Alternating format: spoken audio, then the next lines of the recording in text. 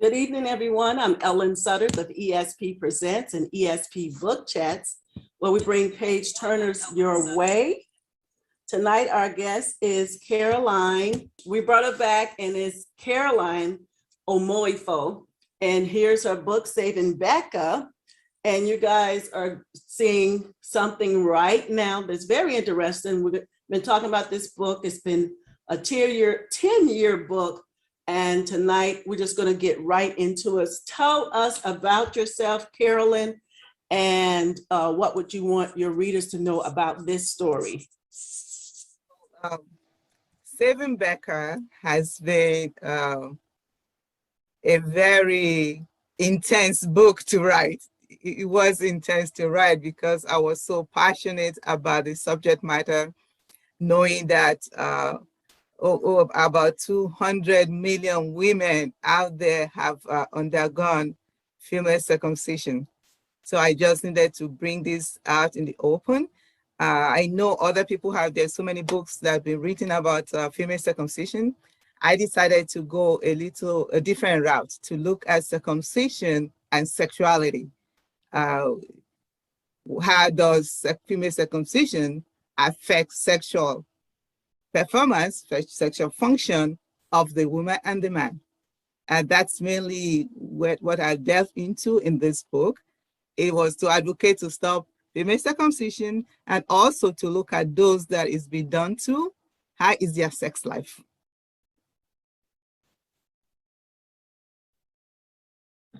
And we have, go right into this film that we have right here, and do tell us about this, and we're going to go right into it. The film we're about to see, it's really about Candice, our main character in the story.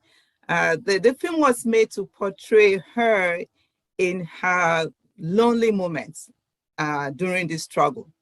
So we'll see when after viewing it, then we take a closer look at Candice and her struggle.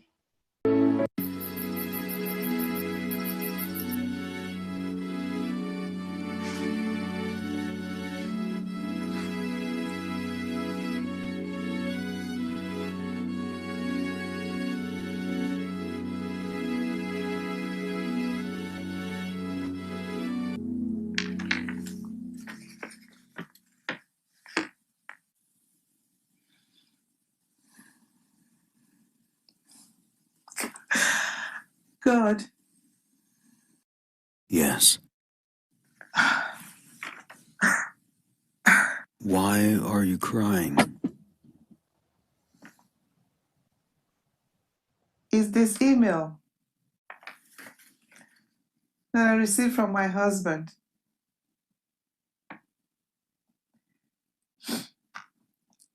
He is filing for a divorce. It hurts when I think about it. I just can't get over what he wrote. It's as if he didn't contribute to the problems in the marriage. It was all my fault. He accused me of jumping the ship, that I jumped the ship.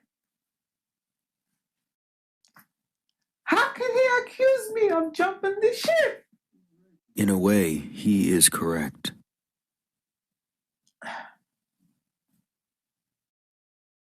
You agree with him? You agree with him, God? That he's right? I can't believe you agree with him that I jumped the ship. I can't believe it, God. I can't believe it.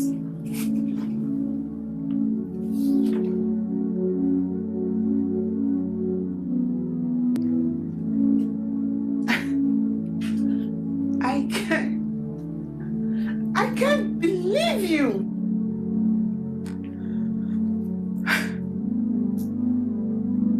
You support my husband?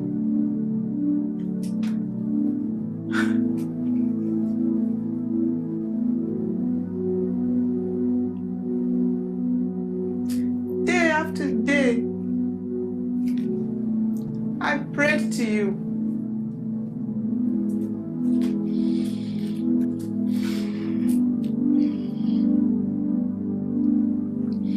I prayed to you. I asked you to stop him. But instead, the abuse got worse.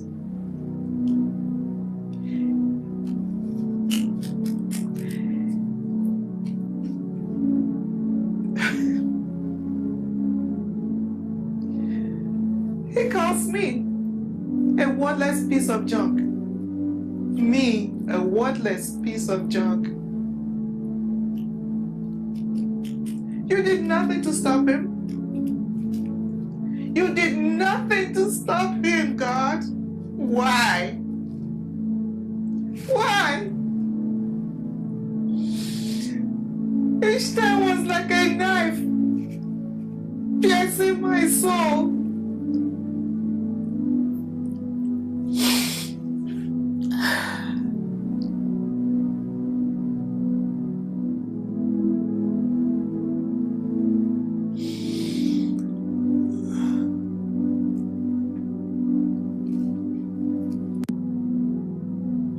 And now you agree with him?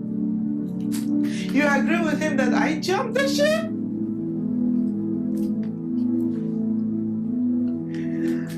Why, God?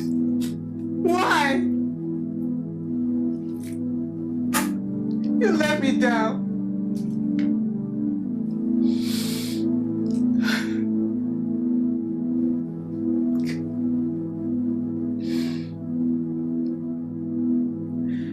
You don't care about me.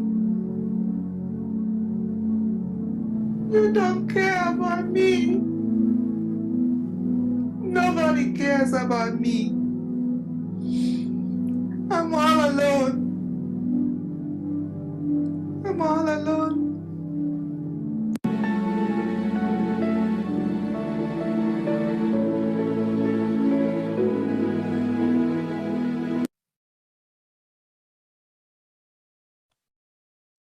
What a powerful video. Carolyn. Woo, that was a lot. I know that you talked about what was going on with these, yourself being a one that was, I guess we could say, mutilated and showing in this. Caroline, tell us what is currently going on, what is happening in Nigeria and other parts of the world. Is there still a practice of female genital mutilation? Yes, the practice is still going on. Perhaps not like it was when I was younger, but it's still going on. United Nations Children's Fund, UNICEF, it's very much on top of this in terms of trying to eradicate it. Actually, they partner with the government of Nigeria and both federal and state governments to eradicate it. They collaborate with traditional rulers, market women, religious leaders, and students to send people out to the communities to educate people on the adverse effects of female genital mutilation. And that has been going on, and we've seen some progress, not as much as we want to see. Nigeria in 2015 actually enacted a law prohibiting it. But what we've seen that because people look at it as a tradition and a social norm, it's not seen as a crime. So there's more effort needs to be done with law enforcement to let them know that this is a crime punishable by law. And more work needs to be done. And around the world, doing some research, looking at United Nations website, there are about 31 countries from Africa, Middle East, that practice this practice that doing this practice. Again, there's zero tolerance from the United Nations on this, but because it's done within the privacy of homes, and who's going to report it? Is it the person who is cutting, or sometimes the child? So the number, even though they say it's about 200 million worldwide that have undergone this procedure, I think that's really not very accurate, but considering that who is making the reports and who is keeping the data. Yeah. Yeah. In Nigeria, going through the UNICEF website, Nigeria has 36 states. Out of that 36 states, there was one state, Ekiti State, in the southwest of Nigeria. In 2013, they had 72% rate prevalence rate, but it dropped to 58% in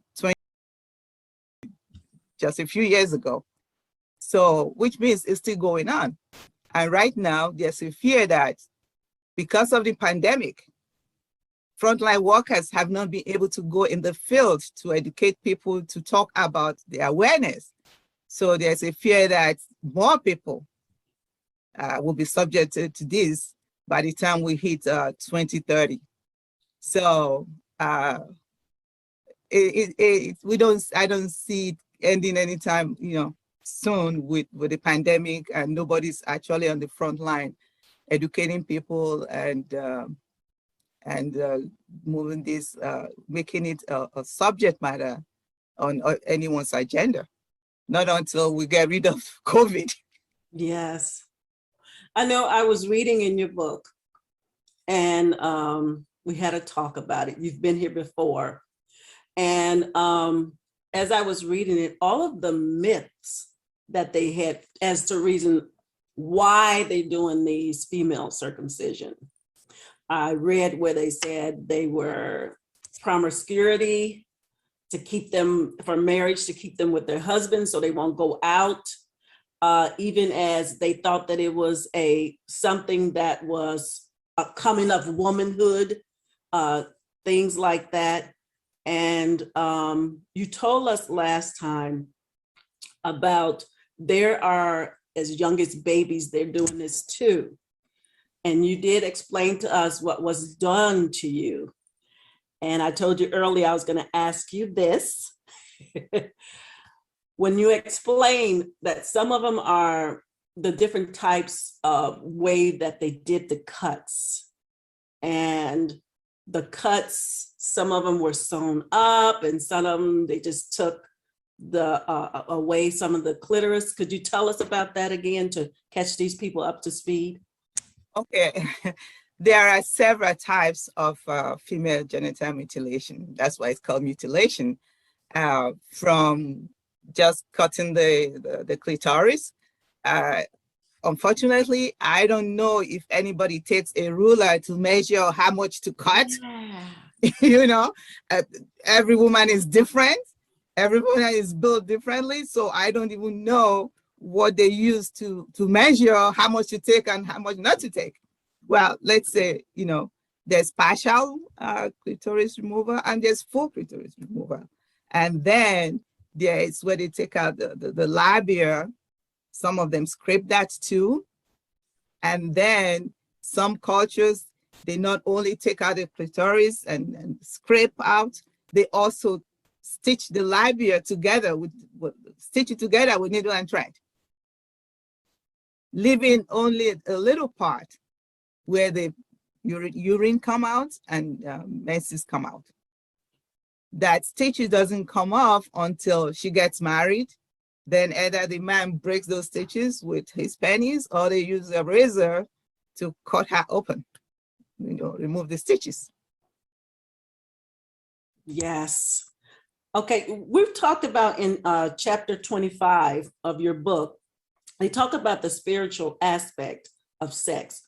What do you want the readers to know about this? In chapter 25, I delve into, because we are body and spirit. We're not just body, we're body and spirit. And there has to be something that God created, that there's a reason why God created this part. And female circumcision damages a woman's sexual anatomy, which is directly, and I repeat that, directly involved in her sexual function. The cutting, the slipping, cutting, slipping, and stitching, they all are part of what may later be problematic for her. Because you're really cutting somebody's skin, keloid, so many things, bleeding, so many things could happen. And in sexually, what could happen, the problems that could happen could be lack of sexual desires. Who wants to be touched there when you've been so badly severed? And lack of lubrication, because that place is, all those things were put for a reason. Now it's been taken off. Lack of lubrication, painful penetration, pain during sex. Then you have little or no orgasm. The question is, are these resultant things that happen to female during circumcision, after circumcision, are this part of God's plan when he created sexual intercourse between man and woman? Yes, God created sexual intercourse. We didn't. There has to be a reason why all those parts are together. So to answer that question, I have to go into, borrow a leaf from what Jesus said when he was asked about the relationship between man and woman. He answered his audience by referring them to the Bible, and he said, how was the relationship in the beginning? So I'm going to take us back to Genesis in the Bible to look at the relationship between man and woman in the beginning. From there, we'll now walk to circumcision. So we all know in Genesis that the man was alone and there was no companion, and God put him to sleep, cut out his side, took out his rib, and created the woman. When he was done, he closed up the man and presented the woman to the man. And he was so joyous. And I would say Adam, the name of the man then, wrote the first love song that we all know. Bone of my bone, flesh of my flesh. To me, that was a love song that, wow, look at this beauty that God has created for me. He was excited receiving this person, the only one who could think like him, reason with him, walk with him, the only one that could be the suitable partner. And the joy itself, and I'm sure God himself was happy. The woman is the height of God's creative excellence. Why do I say that? He took his time. He took his time. And I have a picture here of the woman's body, if you can see that. He delicately put her together because of the role she will play in procreation, mind you. The hips, the uterus, and all the way to her vagina. Everything was delicately created by God. For what purpose? She was being created. Even Adam called her Eve because she was going to be the mother of all. The woman's body was delicately prepared by God. And we see that in 1 Corinthians chapter 12, verse 24. It says there that every part of our body, even the smallest part, is valuable. God did this to make the whole body work together smoothly. One part caring for the other. If one part is hurt, the rest hurt. If one part is happy, the whole body is happy. Do you see why the clitoris and everything is important to the whole reproductive system? Now, if we look at the woman after the sin in the garden, when she gave the apple to Adam, the woman had two curses. God cursed her with two things. One, she would have difficult childbirth. Two, she will have a desire for her husband. Let's focus on that desire for a minute. When we desire something, it's because we find pleasure in it. If we want ice cream, it's because it will make us feel good. If we decide to eat Oreo cookie, it's because it makes us feel good. Beer, wine, whatever it is, it makes us feel good. So if God is not telling Eve she's going to desire, it's safe to conclude that God is expecting that she'll have pleasure with her husband. Female circumcision completely negates that, saying that the woman shouldn't have pleasure. That is not of God. I don't even see the God that I serve making sex painful. Like I said earlier, she could have pain during intercourse, painful penetration, no lubrication, all that for something that God has prepared her for. Female circumcision just breaks that all down.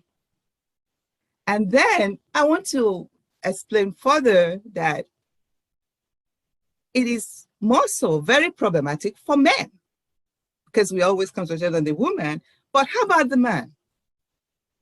How do you think a man will feel if every time he lays with his wife, she's in pain? Either penetration is painful, during intercourse, she's in pain. A loving man will feel it. If we go back to the beginning again, when Adam and Eve sinned, Adam was the one who got the instructions. Of course, Eve must know about it because she had that conversation with the serpent. Adam came and said, we weren't supposed to eat this. But she already did. And he had a choice. Either she allows her to die or he joins her. He loved this woman that was given to him, this beautiful image that was given to him. He wasn't going to let her die alone. So he ate the apple with her. So together they were banished. He was with her. Now let's go forward. The modern man sleeping with this circumcised woman. He loves this woman and she's in pain. How would that make him feel? Would that encourage him to go any further? I don't think so. Man can empathize with her. Should he even want to do this? I don't think so. So you'll find out that FGM does not even favor the man. He might just prefer not to touch her because he can't stand the pain he's seeing in her. Decide, well, that's when you see the man turn to television and say, I'm just going to watch television, or I'm going to hang out with the boys. he's going to go hang out with his friend, avoiding that marital bed because he can't take the pain that he's seeing from this woman. And of course, the woman doesn't even know what's going on because it's not like when you get married, they sit you down and say, hello, you've been circumcised, expect pain, expect this. Nobody has any conversation with you. You're sent off to your marriage and you're told simply, go, you're married, don't come back home, stay there, make it work, whatever you have to do, do it. So the woman really doesn't know what's going on with her own body. All she knows is that this thing is painful and she bears it because she has to satisfy her marital sexual obligation. And what may then happen? The man start looking somewhere else. She may not even know what to do. In a place like Nigeria, she might end up going from church to church and telling pastors, my husband doesn't love me. I don't know what I did. I don't know what I cook well. I did this well. My husband does. Then the pastor will start casting out demons and start casting demons upon demons. Whereas the demon was the circumcision that was done to her years ago. But who is going to have this conversation? Can a man even tell that to anyone? Who would he tell? So there's confusion and just sadness in there. The other thing that could happen is what I call passivity. A woman who doesn't feel anything, no orgasm, no lubrication, nothing, she might very well just go lay with him because it's her obligation. How does it feel for a man when you continuously sleep with this woman and no participation? This is the place where the two shall be one and they join together.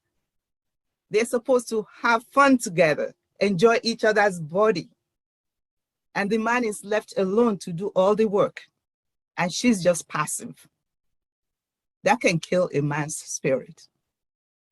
Because a man wants her to be involved.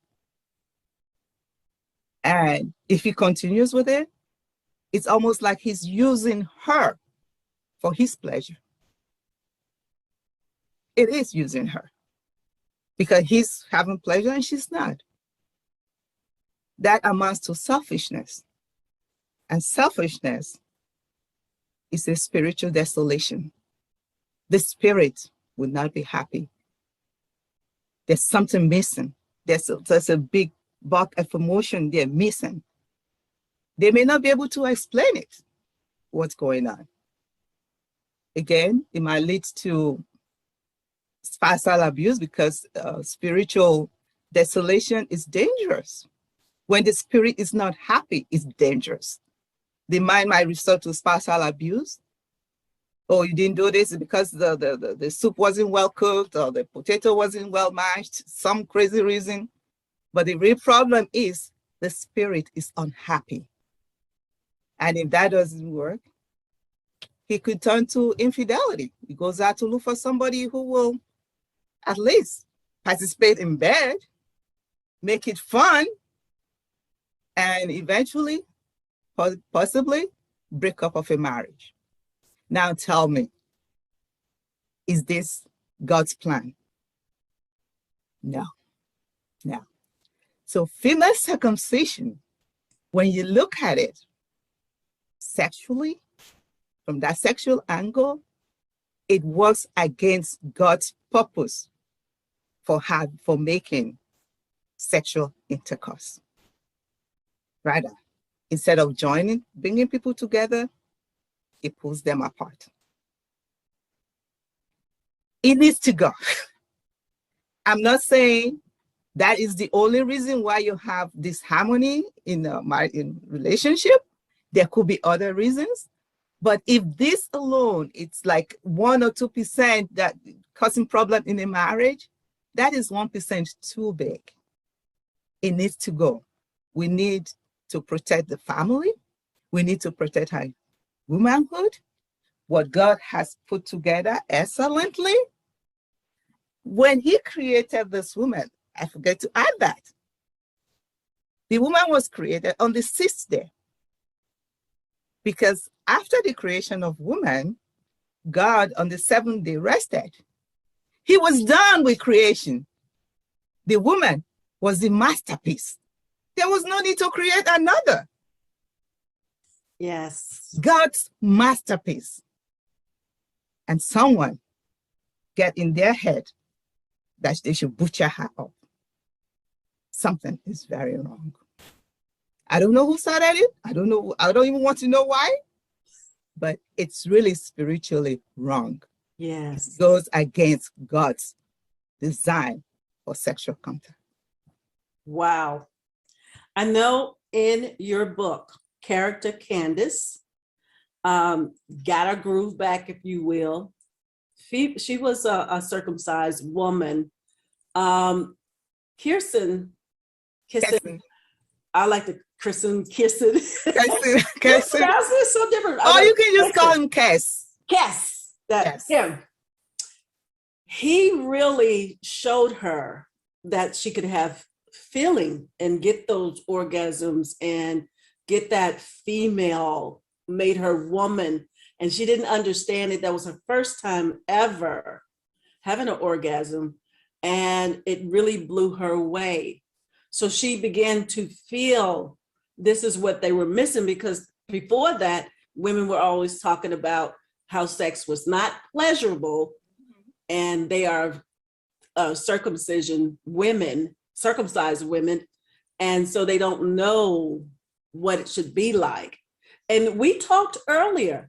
Could you tell us about that with them, the women that are circumcised, and still women who have not been circumcised? Let's just use in America, some women, both ways, whether they're circumcised or not, depend on that man, they will have those pleasures.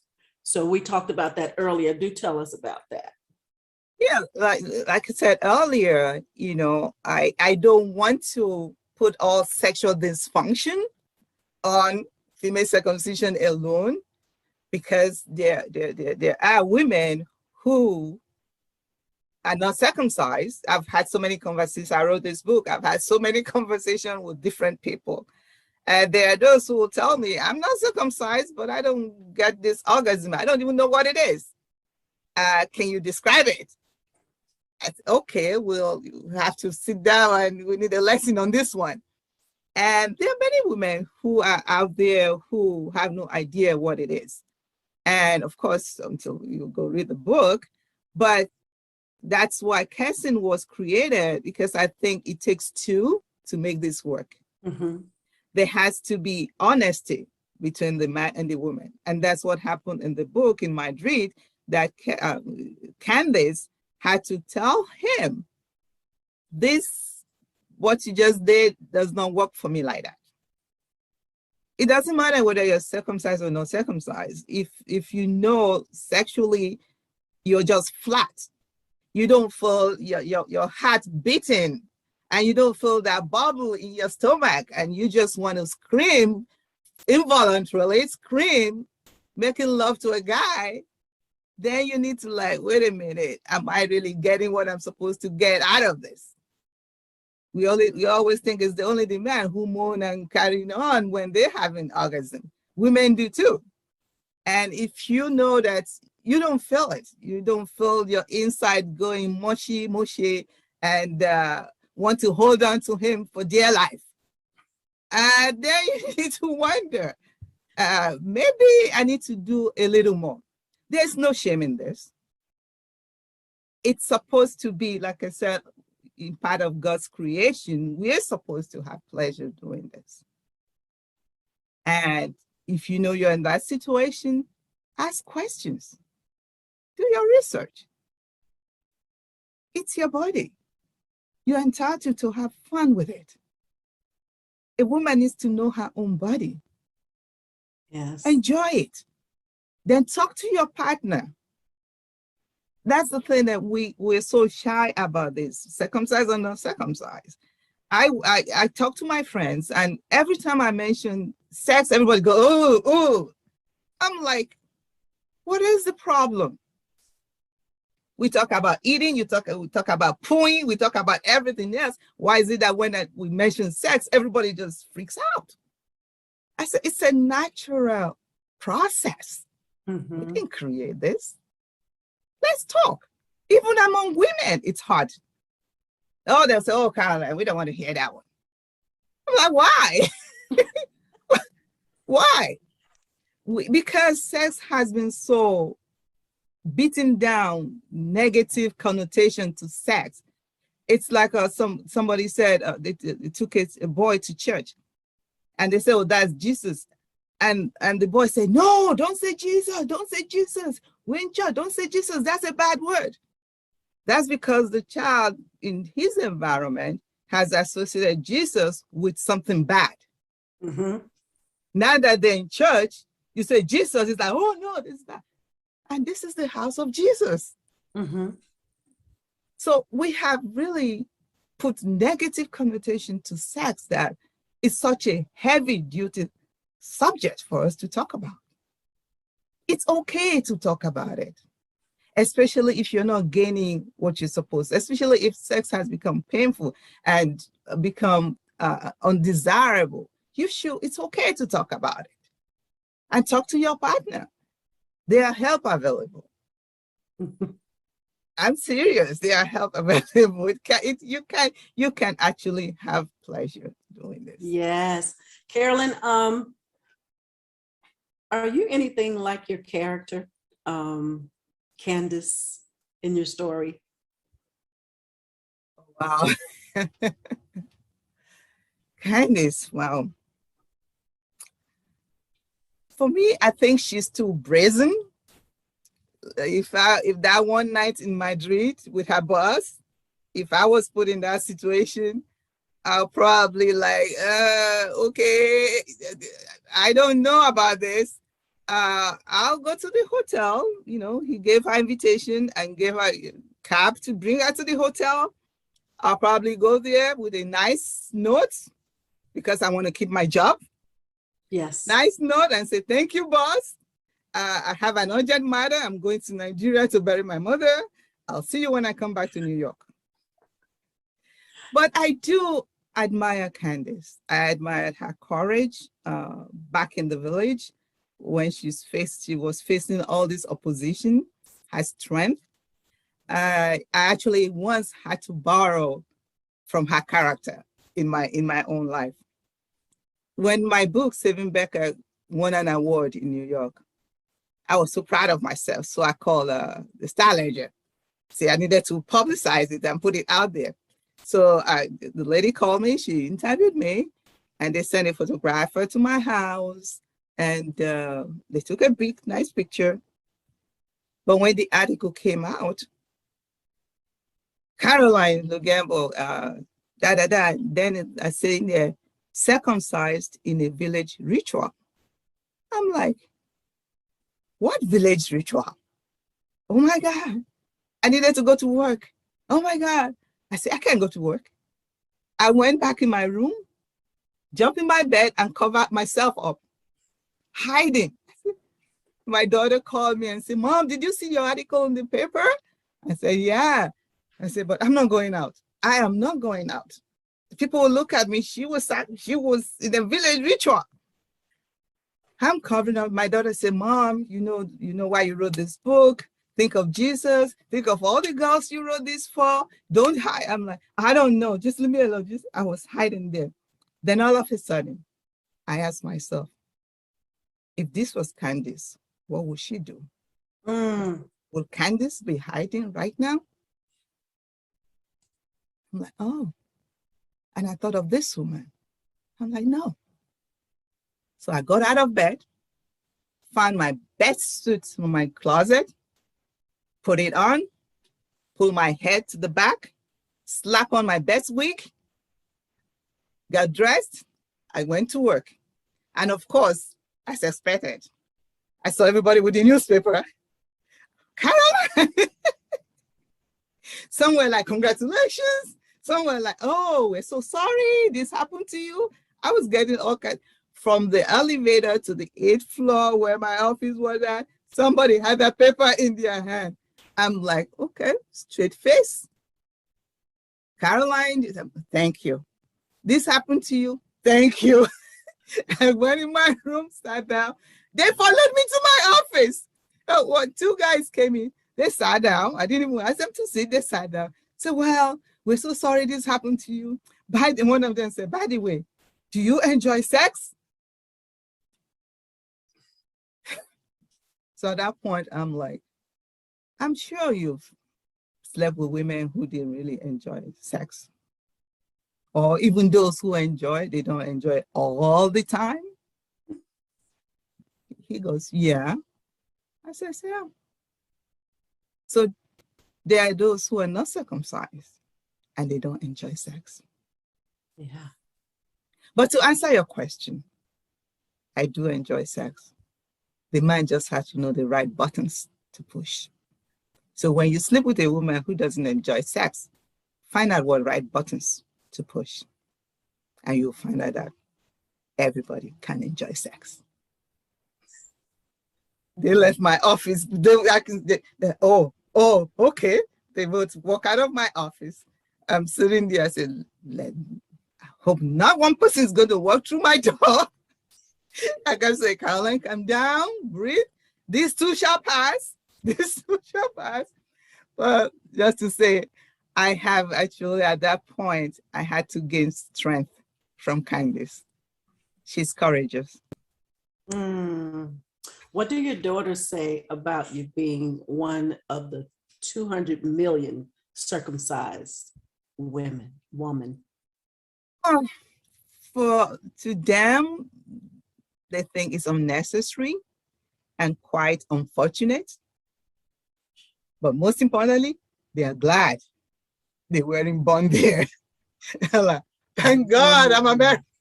Yeah. Thank God we're born in America, not in Nigeria. Maybe they would have done this one. I tried to tell them, no, not with what I know now. Nobody will dare touch you. I was like, but what it has done for them, my talking about this and bringing this to light and talking about awareness and all that, they also become advocates for women issues. They've joined several groups like Breast Cancer Awareness Month, where they join other people struggling to raise awareness for breast cancer and raise money for cure for breast cancer. They've joined things like endometriosis group. That's another thing that affects women that one of my daughters is very passionate about, educating people, helping people walk through it. And then they've like fibroids, which is very common among Black women especially. So they've joined those groups, bringing awareness, educating people, and bringing support, both here in America and in Europe. So my girls have really been active in women's issues. And I think, again, that's coming from home where they know we as women need to fight for each other and protect each other and support each other. So I'm very proud of them. That is great. We have another video, but before you do the video, what would you want those folks out there that are listening, as well as those that are practicing this, as well as women who are hurting? You did talk to us last time that you said there's a community of women, the way they were, in my words, butchered. You have some women that the way they were cut, they smell sometimes because of urine and all that. What do you say to those community and to us? Like, it is difficult when you're in that situation because it can be confusing sometimes. Even for me, who hasn't been cut in that way in terms of the stitching and all that, I remember I've had to go through my own experience about in relationship where he became so distant from me. I couldn't understand why. I was beautiful, I was that. I'm like, why? I could see love in his eyes, but when it came to go in the bedroom, he'll like take his key and walk out. I went from confusion to anger of being rejected. So I can imagine these women who you go into a relationship and now you're facing rejection. The man doesn't want you. And you don't even know why. That can be so heartbreaking. It can push you into depression. And sometimes you don't even have the right words to express yourself to anyone. So you suffer in silence. In my case, because I felt he wouldn't touch me, I felt rejected. I was so angry at him that one day as he was leaving, pick his keys to leave, I slammed the garage door so hard behind him that if he hadn't moved fast enough, I would have taken down one of his legs. But then I began to think, what is the cause of all this? Ignorance, it's so killing. I didn't know. Then because I knew he was a good man. He was a provider. He had love for me because I could see it in his eyes, but he wouldn't tell me what the problem was. So I searched deep and deep and deep until I came up to say, wow, this must be it. Because he must have experienced my discomfort during sex because I was excessively dry. But he couldn't tell me. And I'm sure he didn't want to disappoint me and he didn't know how to please me. So it was easier for him to just walk away or have minimal contact. But once I discovered what the problem was, I was able to find solution and get us back on track. So for the women who are going through this, all I'm saying is there's hope. You can, again, start a conversation. Something was done to you. It's not your fault. This is what it is. You can talk about it, find help, talk to those who are willing to offer support, and hopefully the man too will have an open mind to have this conversation. Again, it's not a blame game. It's something that has happened, but it is not the end of a good relationship and sexual pleasure. God has ensured that. Like I said in my last interview, there's so much in us that God has given us that no man can take that away from us. So there's hope. There's hope. And the other thing I want to say, going back to the first video we saw, that the struggle to end this female circumcision can be a lonely struggle. In Candice's situation, the villagers were against her. The father was against her. They actually wanted to get rid of her, kill her. Her husband, who had left her in the story, had left her in America to go to Nigeria and married another woman. He came into the picture and just tore her into pieces, calling her all kinds of names, telling her to get out of town, this and that and that. She became so lonely. For those who do this work, it can be lonely. It will demand a sacrifice. There are many people who have written books. There are many people who have, there's a lady in Tanzania, Robi Samueli, her name. She opened 2 safe houses for girls who run away from home instead of being circumcised. There's a lot we can do, but we're working in silos. Because we're working in silos, it looks like we're not progressing fast enough. Come on, there are 200 million women worldwide. If 5 million women get together, and husbands or significant others of those 5 million women get together with them, and friends of those 5 million women get together, and acquaintances and those well-wishers get together, and we say, this must end. We don't have to work in silos. There's power in numbers. We work together, go to every nook and corner, go to every village, bringing awareness and educating people, both men and women, because this is not a female issue alone, like I just said earlier. This could be a marriage breaker. Let's go in there in numbers and bring awareness to everyone. This circumcision thing we're talking about will be completely erased within a few years if we all get together.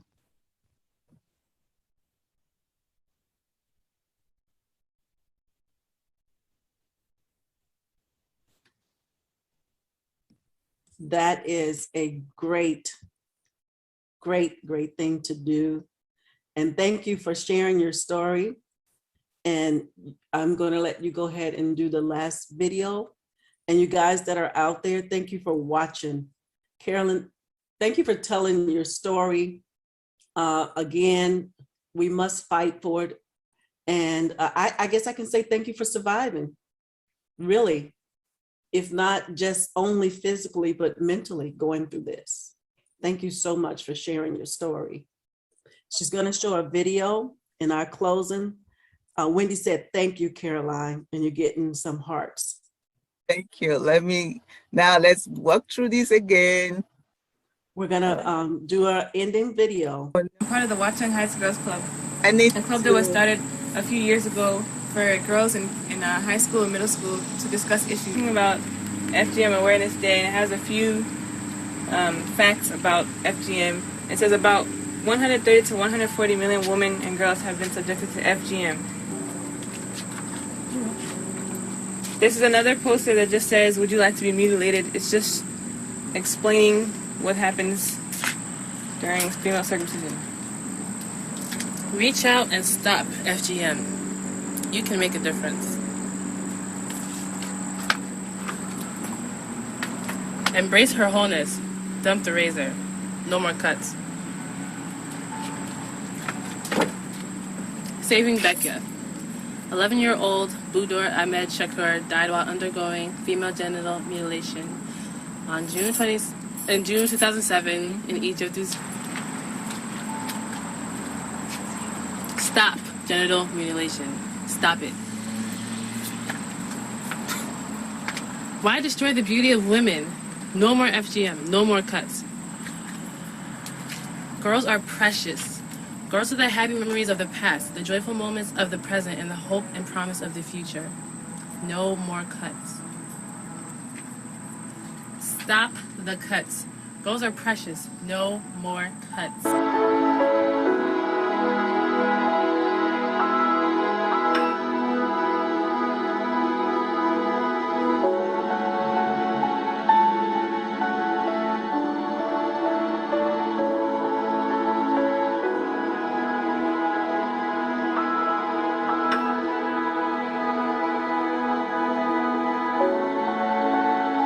At all costs, we will protect our womanhood until no girl is left behind.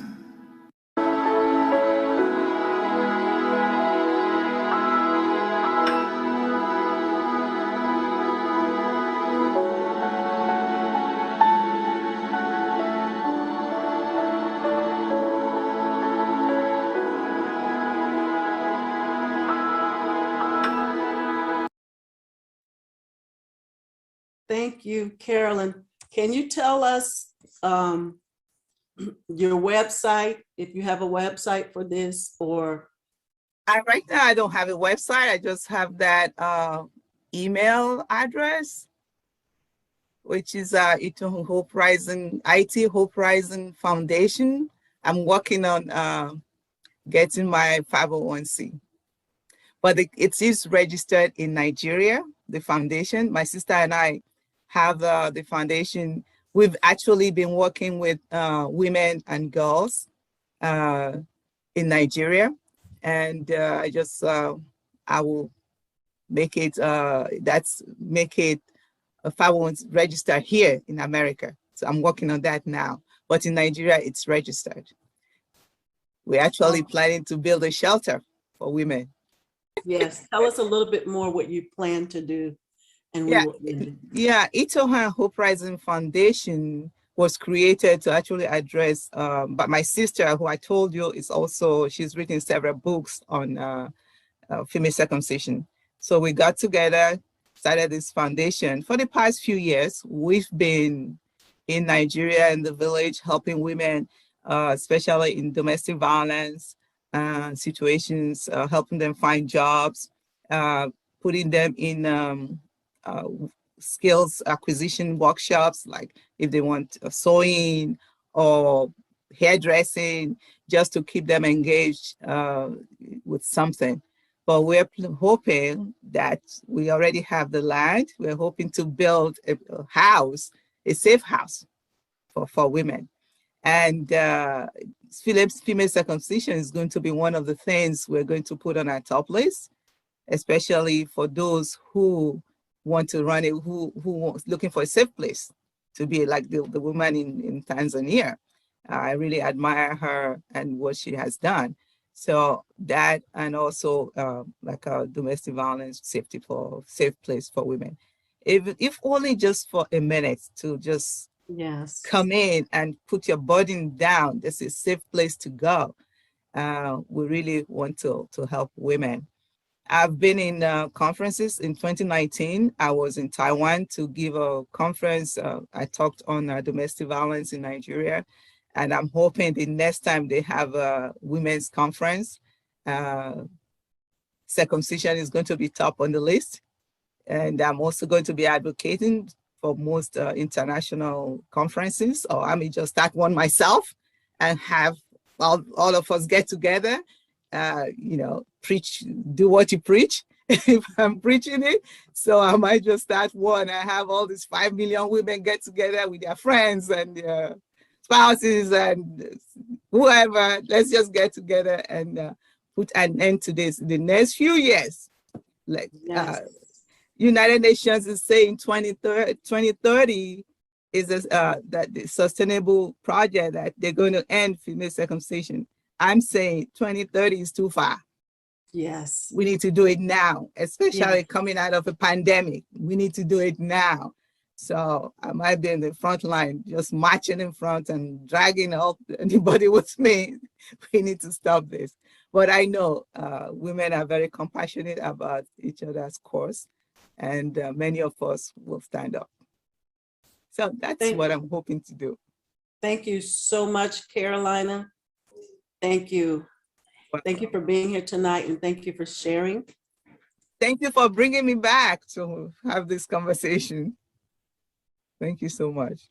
You are so welcome. You guys can swipe and share, help this this video here go far. Please share it and swipe it to everyone you know, and let's just help it go viral. And for you and your sisters as well. Thank you guys so much. Carolyn, thank you for coming back. Thank you for sharing your story. Again, that's Saving Bekyah. And this book talks about female genital mutilation. Some says female circumcision, still the same lines, on the same lines. Good night. Thank you so much. It has been a pleasure. Good night, and thank you all for attending. You are so welcome. Bye-bye.